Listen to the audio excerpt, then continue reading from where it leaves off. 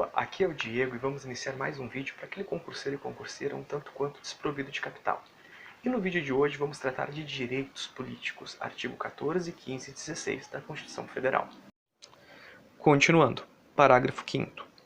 O Presidente da República, os governadores de Estado e do Distrito Federal, assim como os prefeitos ou quem quer que houver substituído qualquer um deles, no curso dos mandatos, poderão ser reeleitos para um único período subsequente. No Brasil nós temos só uma única reeleição. Não importa se tu assumiu no curso do mandato ou se tu assumiu no início, tu vai poder se reeleger uma vez. Exemplo, elegeu o prefeito X com o vice-prefeito Y e um ano depois de eleito o prefeito renuncia e assume o vice-prefeito assume como prefeito, ele só vai poder se reeleger uma vez. Temos só uma reeleição no Brasil.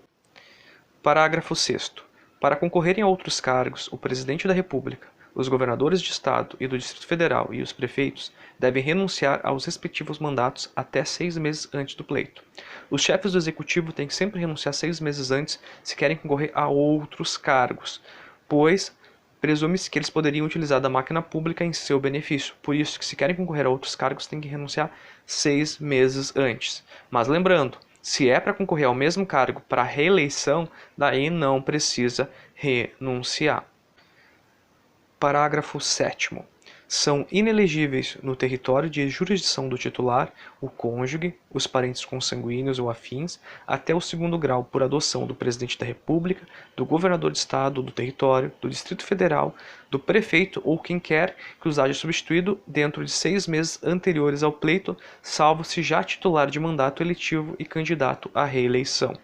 Exemplo, o caso mais clássico disso aqui é a deputada Luciana Genro, o qual o pai era governador do estado do Rio Grande do Sul e ela tentou se eleger deputada estadual.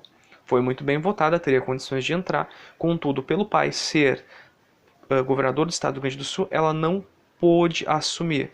Então, se tu é parente consanguíneo afins até 2º grau ou por adoção, tu não pode se eleger aonde tenha prefeito, no caso, não pode se eleger como vereador, aonde tiver governador não pode se eleger como deputado estadual e assim vai. O que acontece? Tu pode se eleger um cargo acima. Por isso que a Luciana concorreu depois à presidência nacional.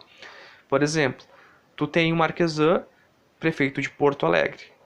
Caso ele tenha um filho que queira se eleger vereador de Porto Alegre, não poderá. Mas se esse filho, porventura, buscar então ser candidato a outro cargo considerado acima dele, por exemplo, como governador do estado, aí ele pode. O que ele não pode é se eleger um cargo abaixo do pai.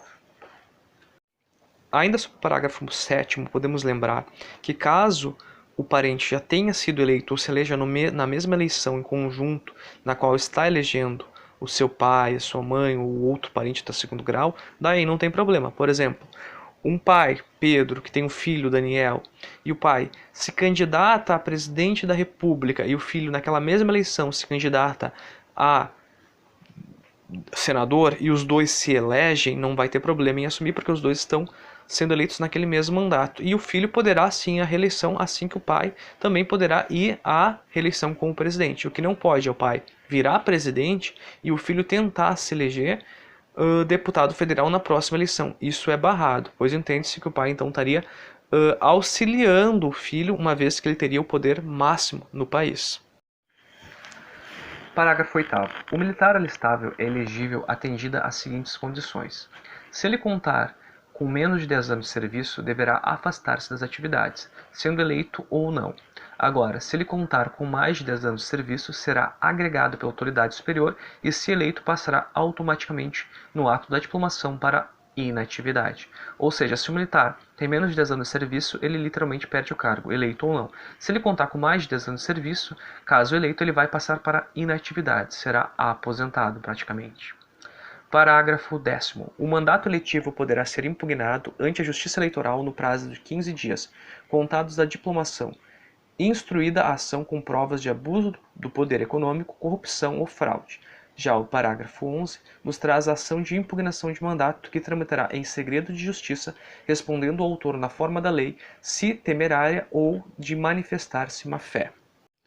Vamos ao artigo 15. É vedada a cassação de direitos políticos, cuja perda ou suspensão só se dá nos seguintes casos: cancelamento da naturalização por sentença transitada em julgada, incapacidade civil absoluta, condenação criminal transitada em julgada, enquanto durarem seus efeitos, recusa de cumprir obrigação a todos impostas ou prestação alternativa nos termos do artigo 5º e improbidade administrativa.